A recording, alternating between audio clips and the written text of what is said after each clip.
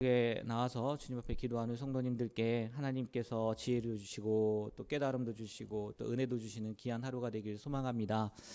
왜 이렇게 축복을 했냐면 오늘 이 스가랴 13장 말씀 같이 읽었잖아요. 이 말씀을 보면서 그런 생각이 들더라고요. 여러분 어제의 말씀도 그렇지만 13장 말씀을 보면서 누굴 얘기하는 것 같아요? 누가 여기 이 스가랴 예언서에 나와 있는 뭐 그런 거 못 느끼셨나요? 저는 이 보면서 이거 예수님 얘기하는 거 아닌가? 어제 말씀도 그렇지만 그런가요? 저만 말씀을 준비해서 그런가?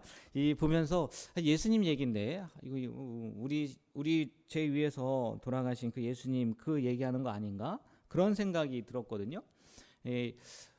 그런데 아마 이 당시에 사람들도 그렇고 이 당시에 스가랴 선지자가 예언한 당시에 사람들도 그렇고 또 예수님 당시도 마찬가지예요. 예수님께서도요 스가랴 이 선지서를 가지고도 몇 번이나 그 예수님을 쫓는 사람들 아니면 예수님한테 묻는 사람들에게 이야기도 하고 대답도 해주셨는데 가만히 보면은 여러분 그들이 깨달아요, 못 깨달아요? 못 깨달아요. 예, 못 깨달고 오히려 오늘 이 예언의 말씀처럼 미리 먼저 보면은 이 7절 말씀에 보면 만군의 여호와가 말하노라 칼아 깨어서 내 목자 내 짝된 자를 치라.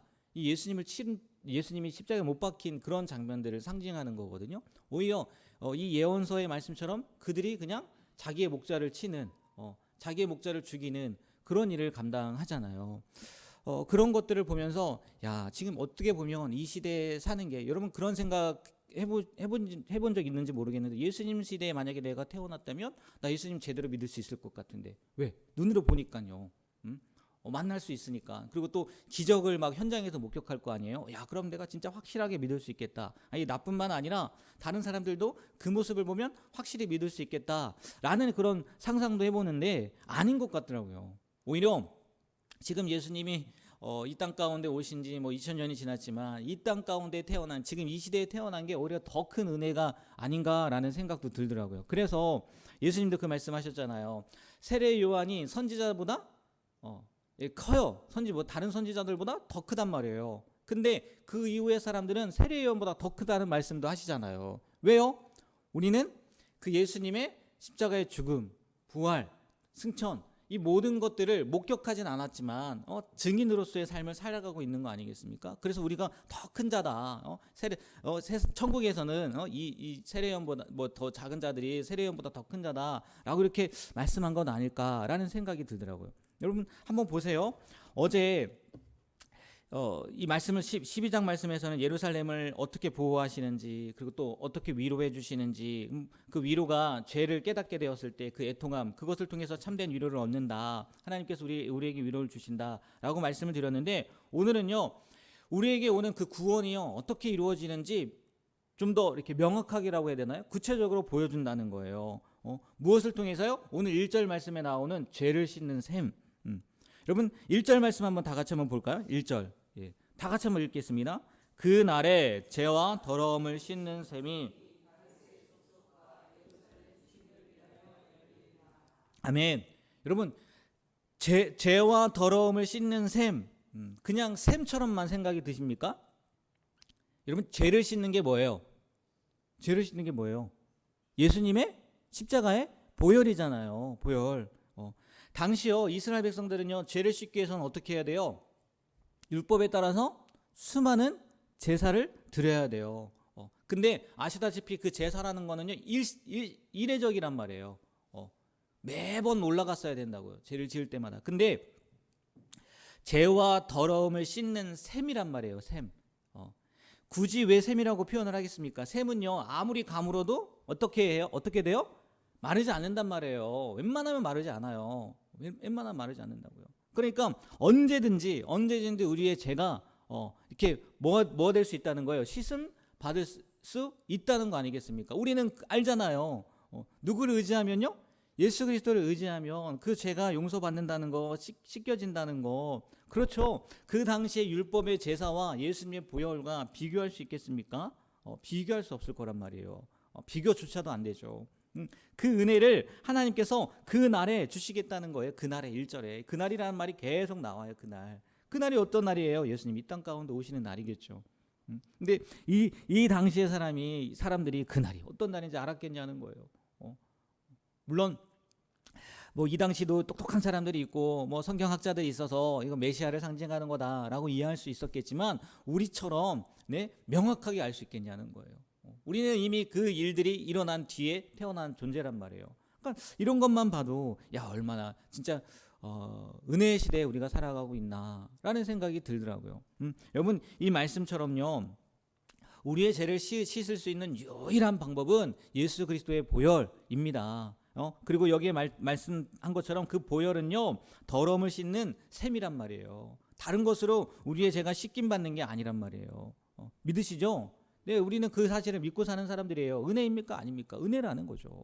그리고요 두 번째요 2절부터 6절까지의 말씀을 보면요 하나님은 그 죄를 씻는 그날에 죄를 씻는 셈을 여는 것과 동시에 어떤 일들을 하시냐면 거짓 선지자들, 우상들 이것들을 제거한다는 거예요. 2절 말씀 한번 볼까요? 2절 다 같이 한번 읽어보겠습니다. 만군의 여호와가 말하노라 그날에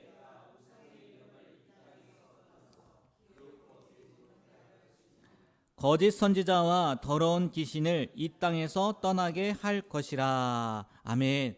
단순히 눈에 보이는 우상만을 제거하는 게 아니라 이게 무슨 얘기인가 봤더니 우상만을 제거하는 게 아니라 지금 우상을 제거한다는 얘기잖아요. 거짓 선지자, 더러운 귀신을 이 땅에서 떠나게 한다라고 하는데 우리 마음속에 하나님보다 더 사랑하고 의지하는 모든 것, 돈이든 명예든 인간적인 관계든 그 모든 우상을 뿌리 뽑으시겠다는 하나님의 강력한 의지라는 거예요. 근데요 여러분 거짓된 영도 마찬가지고 사람들을 미혹하는 거짓 선지자들도 마찬가지고 우리가요 그들을 이길 수 있겠습니까? 여기 말처럼 뽑을 수 있어요? 못해요. 우리의 능력으로는 안 된단 말이에요. 근데 하나님께서 이렇게 강력하게 약속하신다는 얘기는 물론 여기에 성령이라는 얘기는 나오지 않지만 성령이라는 내용이 나오지 않지만 우리 가운데 누굴 보내주신다는 거예요? 성령님을 보내주시겠다는 거예요. 성령님을.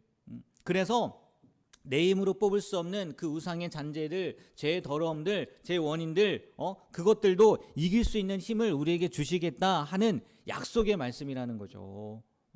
하나님은요, 그냥 단순히 씻겨주기만 할게 라고 하는 게 아니라 그 원인이 되는 거, 근원이 되는 거, 그 모든 것까지도요, 제거할 수 있는 힘, 제거할 수 있는 능력을 우리에게 허락해 주신다. 그런 말씀이라는 거죠. 그러니까 좋아요, 안 좋아요?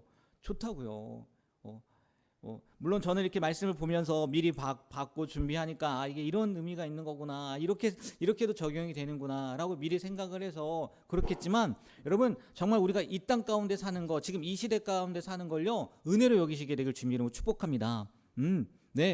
세상이 왜 이렇게 힘들어 어려워 아니에요. 세상이 힘들고 어렵다 할지라도요 우리에게는요 예수 그리스도가 있단 말이에요.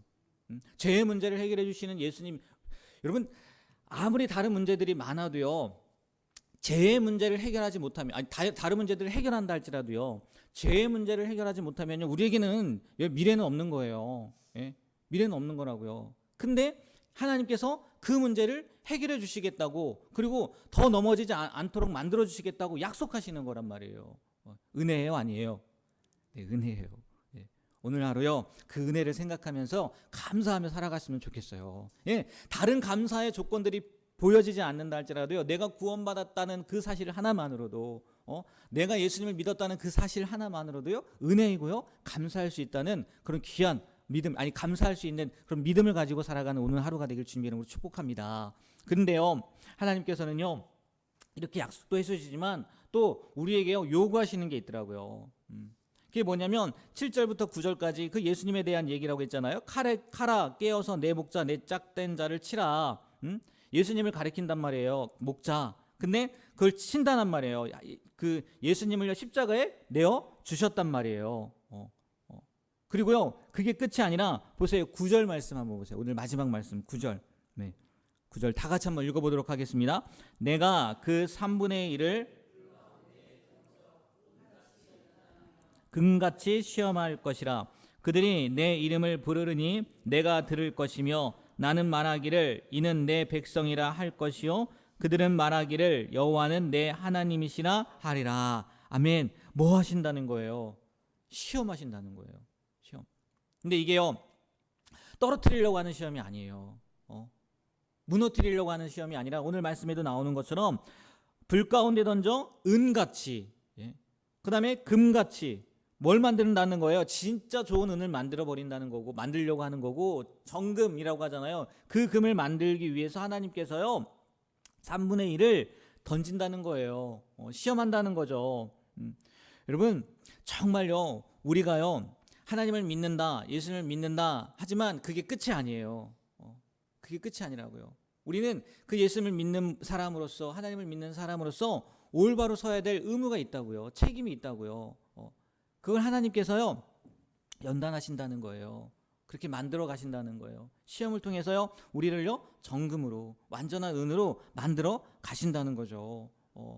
그래서 때로는 우리에게 시험이 올 때, 우리에게 문제가 올 때, 우리에게 어려움이 올 때, 하나님께서 이걸 날 넘어뜨리려고 하시는 거구나, 날 무너뜨리려고 하시는 거구나 라고 받아들이지 말고, 오늘 말씀처럼 하나님께서 나를 정금으로 만드시려고 하는 거구나, 내 신앙을 더욱더 깊게 만들려고 하시는 거구나 라는 그런 깨달음을 가지고요, 정말요 이 스가랴 말씀은 아니지만 욥기 말씀인가요? 내가 정금같이 나아가리라.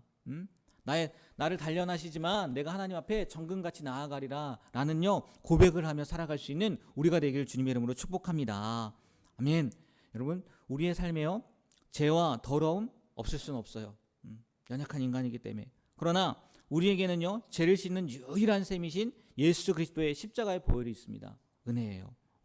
그리고요 그분은요 우리를 그냥 그대로 내버려 두는 게 아니라 우리를요 정금으로 만들기 위해서 늘 훈련시키시고 단련시켜 주시는 분이에요. 그 훈련을, 그 단련을요 기쁘게 받아들이시고 온전하게 완벽하게 합격함으로 하나님의 기쁨이 되는 그런 귀한 우리의 삶이 되길 주님의 이름으로 부탁드립니다.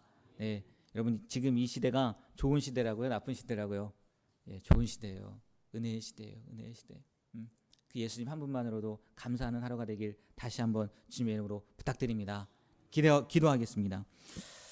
하나님, 이 새벽에 스가랴 말씀을 통해서 우리가 얼마나 은혜의 시대에 살고 있는지 보게 하시고 또 알게 하시니 감사드립니다. 그러나 과거처럼 지금도 하나님께서는 우리의 믿음을 시험하길 원하시고 또 단련하길 원하신다는 것 또한 알게 되었습니다.